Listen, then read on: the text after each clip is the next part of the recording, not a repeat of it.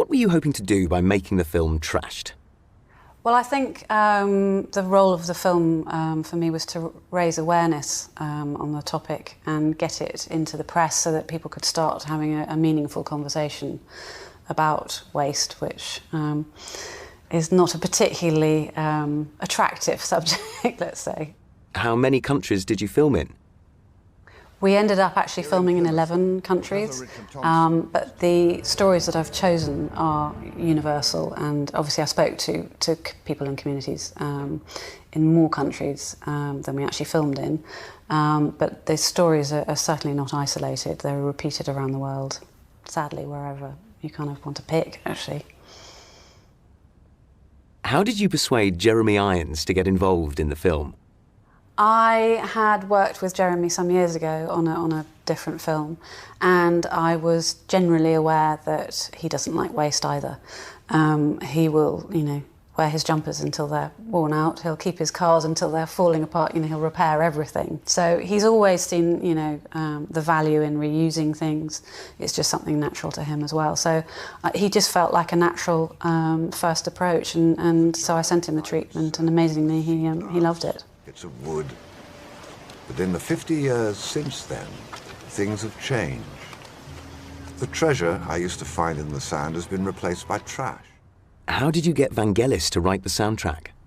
Well, Jeremy and Vangelis have been friends for years, so Jeremy sent him the rough cut of the film, and Vangelis absolutely loved it. He is also a committed environmentalist, so he's always been aware.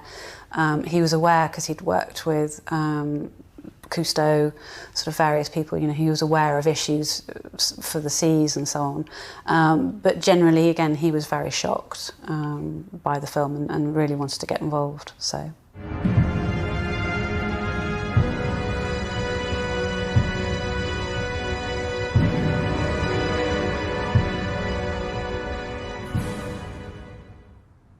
What research did you do before you started making the film?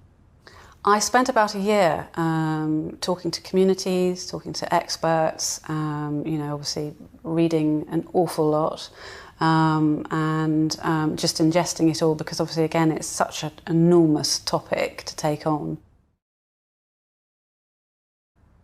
Rubbish isn't very attractive visually. Was that a problem for you as a filmmaker? Yes and no. Strangely enough, obviously I had a wonderful DOP, director of photography, so he can pretty much make anything look beautiful, I think. But I wanted to choose, as I've said earlier, I did a lot of research, and so sadly these things were repeatable and in every country around the world. So I wanted to choose beautiful places wherever possible. That have been ruined, unfortunately, by man-made rubbish.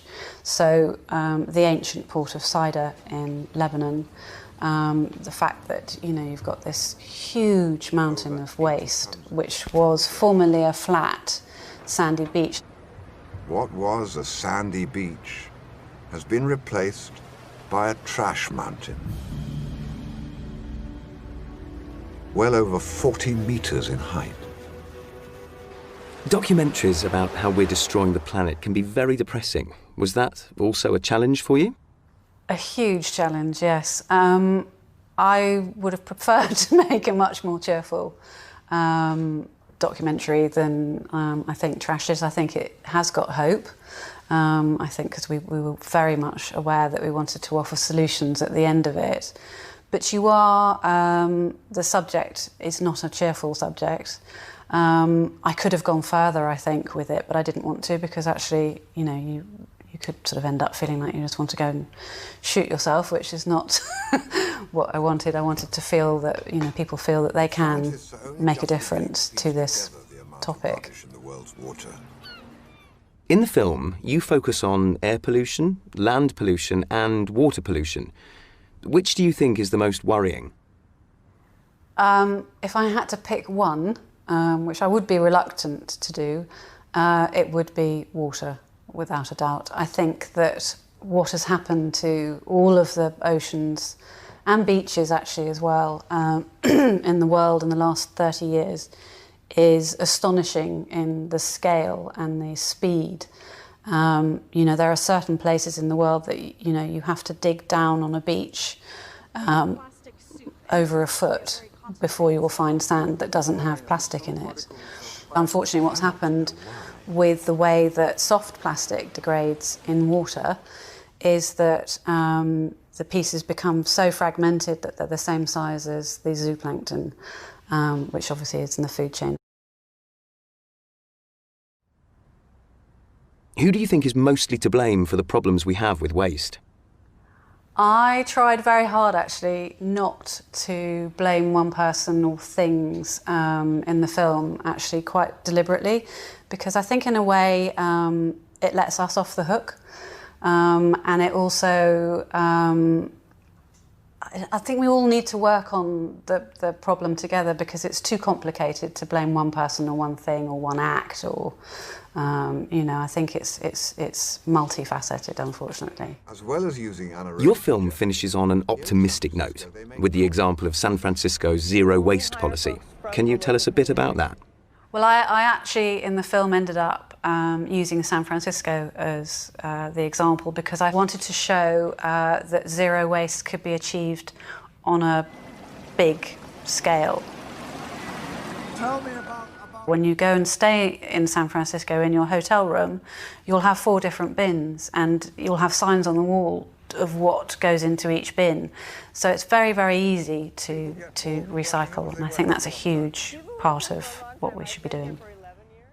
Has the film changed your own habits regarding waste? I don't think the film has particularly changed my own habits dramatically, because I've always been thrifty by nature, because I was lucky enough to spend a lot of time with my grandparents when I was growing up, and the post-war sort of philosophy of never wasting anything, it just, it was instilled in me. I ride the same bicycle that I've had since I was 15 years old, and I've, over the years, obviously had it repaired and repaired. But I take tremendous pride in the fact that I've always ridden the same bike, and I have lovely memories of it. So, and with it, so I think we need a sort of slight change of mindset to make things cool. The longer you have them, in a way, than actually this perpetual thing of buying new things for the sake of it.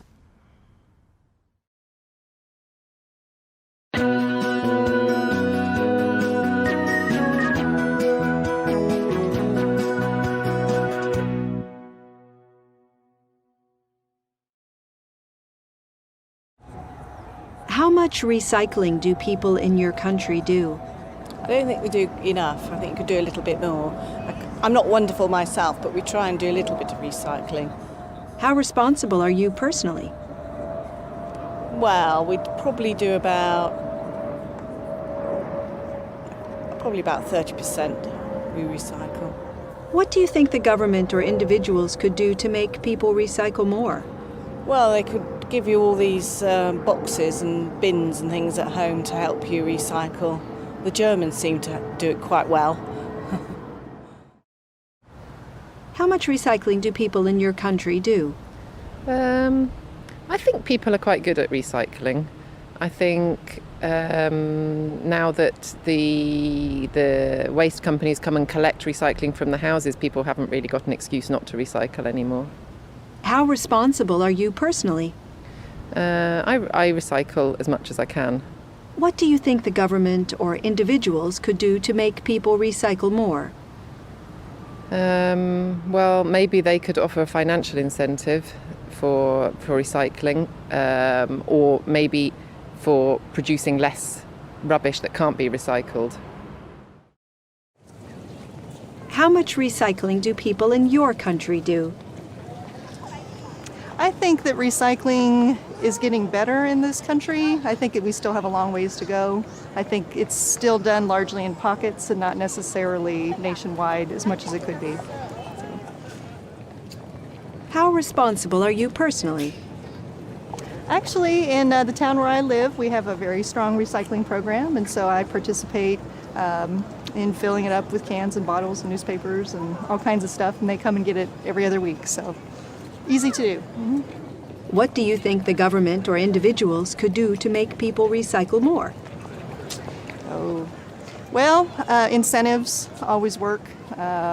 Besides above and beyond monetary incentives, just incentives to, promote benefits to the environment. How much recycling do people in your country do? I don't think people in the U.S. recycle enough. I think we should recycle more, and I'm even guilty of not recycling enough, but I don't think we recycle enough. How responsible are you personally? Personally, I'm not really that responsible in cycling. I'll be honest, I don't really recycle that often, but if I do get the opportunity to recycle, I will. What do you think the government or individuals could do to make people recycle more? Well, I think it's important for individuals to realize that even the smallest difference makes a big difference, and so if everyone can just get in that mindset that the smallest change they can make in their lives makes a big difference, I think that will in fact make a big difference.